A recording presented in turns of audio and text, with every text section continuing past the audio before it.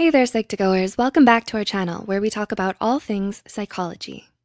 Do you know anyone who's suffering from depression? According to the American Psychological Association, depression is the #1 most rampant psychiatric condition worldwide. Still, most of us are unaware of its nature and causes. Making an effort to better understand it makes you more compassionate and better able to help those suffering from it. Before we begin, we would like to make a quick disclaimer. This video does not serve the purpose of self-diagnosis. Rather, it aims to help you understand the disorder better. With that said, here are 8 of the most widely researched causes of depression. 1. Stressful life events. Is an event causing you unusual stress lately? Most people who develop depression report experiencing a stressful life event in the recent past, like being in an accident, losing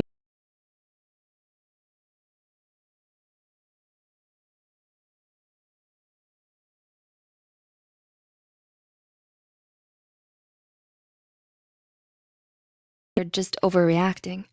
We all react to stress to varying degrees. For example, the end of an important relationship may cause a person a lot more emotional distress than they know how to cope with, leading them to spiral into depression. 2. Learned helplessness. According to the theory of depression, pioneered by Martin Seligman, the founder of positive psychology, people succumb to depression when they feel powerless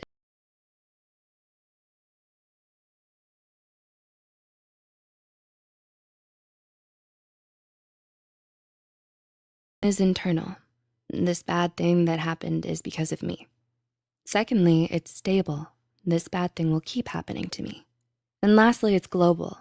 Everything in my life is bad. This kind of thinking is especially common in those who become depressed at an earlier age, and it fosters a strong sense of hopelessness that negatively impacts them for the rest of their lives. 3. Negative cognitive styles. This is all my fault. This sucks. Everyone doesn't care about me. Do you relate to these expressions? These are what Beck called cognitive distortions or problematic patterns of thinking. Famous for developing cognitive behavioral therapy, Aaron Beck believed that depression was the result of a tendency to perceive events in a pessimistic way. Choosing to see only the negative side of a situation or fixating too much on a minor mistake leads to development of depressive symptoms in people as well. 4. Hormonal imbalances. Do you feel an increase in your irritability and anxiety as of late? Are you struggling with mood irregularities or poor appetite? All of these are related to hormones in the body, mainly serotonin. Like other disorders, depression also has its roots in hormonal imbalance. Studies show that low levels of the hormone serotonin might be responsible for the development of depression. This is because the primary function of serotonin is to regulate our emotions, and any imbalance negatively affects our mood. 5. Overactive endocrine system. The endocrine system is the mechanism in the body responsible for releasing hormones.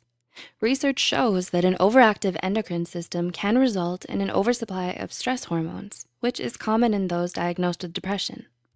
This is most likely because stress hormones have an adverse effect on our neurons and leads to shrinkage of the hippocampus over time. The hippocampus is the brain region responsible for sleep regulation, short-term memory, concentration, and other cognitive processes. 6. Family history of depression. Do you have a family member who has been diagnosed with depression or bipolar disorder? If so, this makes you nearly 3 times more likely to develop depression, and having an identical twin with depression puts you at 80% more risk of developing the disorder yourself, more so than having a depressed fraternal twin. This is because studies suggest that depression is a genetically heritable disorder.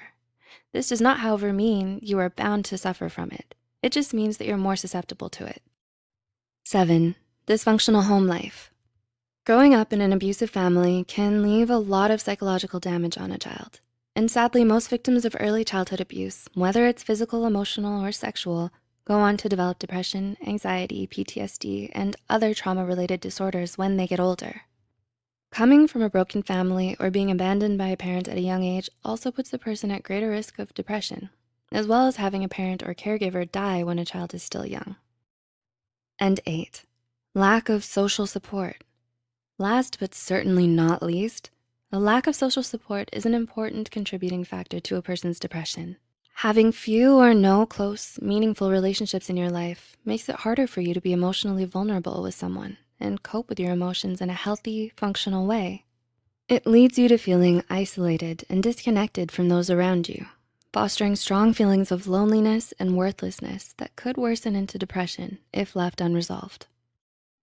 Do you relate to any of these points mentioned in the video? A combination of several different factors that may vary from person to person can all lead to developing this disorder. So if you feel that you may be suffering from depression or know someone who is, don't hesitate to reach out to a mental health care professional today and get the help you need. If you found this video helpful, be sure to share it with someone who might also benefit from it. Like this video and subscribe to Psych2Go for more content. As always, thanks for watching.